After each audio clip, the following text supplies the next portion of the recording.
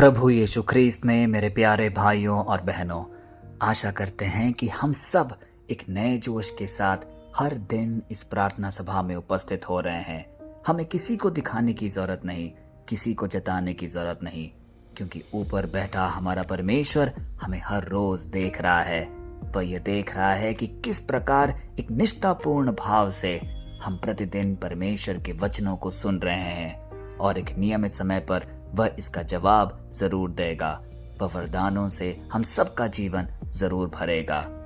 हम अपने दिन की शुरुआत कैसे करते हैं? अलार्म बजता है तो हम उसे 5 मिनट के लिए आगे स्नूज कर देते हैं, फिर 10 मिनट बाद, फिर 15 मिनट बाद, कभी कभी ये क्रम आगे बढ़ता रहता है और फिर अचानक भागते भागते दिन की शुरुआत होती है। कई बार हम कहते हैं अभी तो समय है, कल से शुरू कर लूंगा, थोड़ा आराम कर लूं, फिर देखेंगे। और यही कल कभी नहीं आता। धीरे धीरे यही आलस्य हमारी आदत बन जाती है, काम को टालने की, जिम्मेदारियों से बचने की और फिर बाद में पछताने की। इसी कश्मकश में आज का ये वचन जो हम अध्ययन करने जा रहे हैं हमें एक आईना दिखा रहा है। वह हमारे सामने एक ऐसा उदाहरण रख रहा है जिससे हमें अपनी पूरी जीवनचर्या को जानने का एक सुनहरा मौका मिलेगा।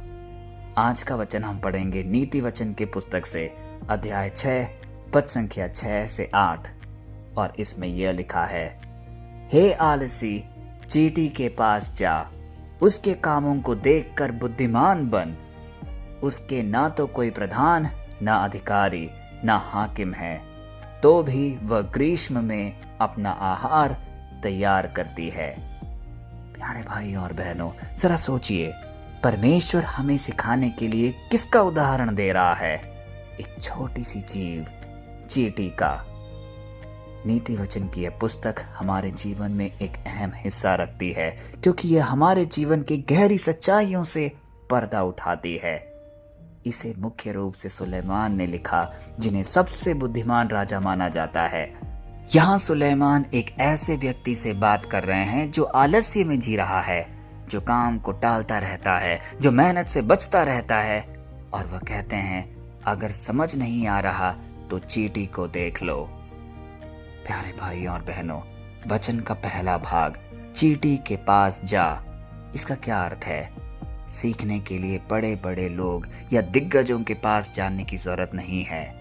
कभी कभी एक छोटी सी चींटी भी हमें जीवनचर्या का एक खूबसूरत एहसास दिलाती है। कभी कभी सबसे बड़ी सीख छोटी छोटी चीजों में छुपी होती है। दूसरा अहम बिंदु, उसके कामों को देखकर बुद्धिमान बन। चींटी कभी बोलती नहीं, लेकिन उसका काम बहुत कुछ सिखाती है। वह चुपचाप मेहनत करती ही रहती है, बिना थके, बिना रुके वह आगे बढ़ती रहती है। कितनी बार हमने बचपन में किसी न किसी चींटी के रास्ते में हाथ रखकर उसे रोकने की कोशिश की होगी। क्या वह रुक जाती है? क्या वो थक जाती है? नहीं, वह तुरंत रास्ता बदलकर फिर आगे बढ़ती चलती है। इसका मतलब चाहे मुश्किलें आए, परेशानी आए, दिक्कतें आए, वह अपने मार्ग से तनिक भी नहीं हटती। अब सोचिए हम अपने जीवन में क्या करते हैं। जब भी हम किसी नए चीज के लिए आगे बढ़ते हैं, हो सकता है कि विपरीत परिस्थितियों से हमारा सामना पड़े, लेकिन क्या हम दुख हार कर रुक जाते हैं, बैठ जाते हैं? यह आज हमें अपने आप से पूछना होगा, क्योंकि चींटी तो हमें यह सिखाती है कि निरंतर आगे बढ़ते रहो जब तक तुम लक्ष्य तक ना पहुंचो। क्या हम इंसान अपने लक्ष्य तक पहुंचने के लिए क्या बीच में रुक कर बैठ जाते हैं, या हम तत्पर होकर आगे बढ़ते रहते हैं? प्यारे भाई और बहनों, कितनी खूबसूरती से ये लिखा है, ना तो कोई प्रधान, ना अधिकारी। किसकी बात की जा रही है? चींटी की, क्योंकि चींटी का ना कोई प्रधान, ना कोई अधिकारी, ना कोई मास्टर, ना कोई आगे चलने वाला, लेकिन बस वह एक चींटी अपने राह पर आगे बढ़ती रहती है। यहाँ एक बहुत गहरी बात है, चींटी के ऊपर कोई खड़ा नहीं है जो उसे कहे काम करो, मत रुको, लगातार चलते रहो, फिर भी वह काम करती है। इसका मतलब सच्ची मेहनत तब होती है जब कोई देख भी ना रहा हो। इसी प्रकार हमें अपने अध्यात्म को भी मजबूत बनाना है। हो सकता है हमारी प्रार्थना करने को कोई देख ना रहा हो, चर्च जाते हो, हमें इस बात से बिल्कुल चिंतित नहीं होना है कि कौन हमें देख रहा है या कौन नहीं देख रहा। यदि हम अपने परमेश्वर के साथ एक संवाद रखते हैं, यदि एक नियमित समय पर हम उससे प्रार्थना करते हैं, तो वही काफ़ी है, क्योंकि परमेश्वर हमारे दिल को देखता है, लोगों से हमें कोई मतलब नहीं। इसी की कड़ी में आगे वचन क्या कहता है, ग्रीष्म में अपना आहार तैयार करती है, चींटी भविष्य के बारे में भी सोचती है। जब समय अच्छा होता है वह तैयारी लगातार करती रहती है। वह यह नहीं कहती अभी तो सब ठीक है, बाद में देखेंगे। इसी प्रकार हमें भी अपने जीवन में जागरूक रहना होगा। यदि आज हम स्वस्थ हैं, ठीक ठाक हैं, परमेश्वर की कृपा से चंगे हैं, तो हमें लगातार मेहनत करते रहनी है। हमें आलस्य में अपना जीवन नहीं खोना है, क्योंकि कल हमें नहीं पता क्या होगा।